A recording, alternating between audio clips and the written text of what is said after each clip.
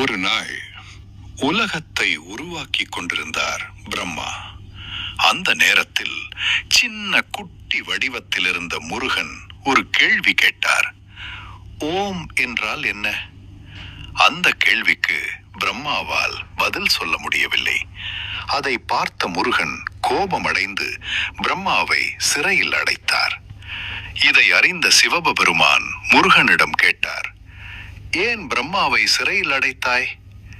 முருகன் சொன்னார், ஓம் என்ற அர்த்தம் தெரியாமலே உலகத்தை உருவாக்குகிறார்.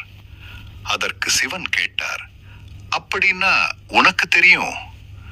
முருகன் சிரித்தார், ஆம், ஆனால் நீ என் சீடனாக வேண்டும். உலகத்துக்கே குருவான சிவன் தன் மகனிடம் கற்றுக்கொள்ள சம்மதித்தார். முருகன் சிவனுக்கு ஓம் என்ற ரகசியத்தை கற்றுக் கொடுத்தார். அந்த நாளிலிருந்து முருகன் சுவாமிநாதன் என அழைக்கப்படுகிறார். சிவனுக்கே குருவான மகன்.